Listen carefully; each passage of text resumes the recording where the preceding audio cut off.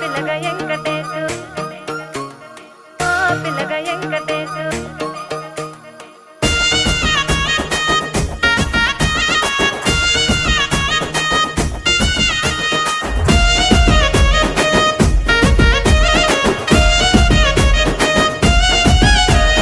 సిద్ధిరాల మనసు నాది చిన్నగా పోతుంటావో చూడక పోతుంటావో ఇంట్లో చిన్నదాన్ని నేను సిద్ధిరాల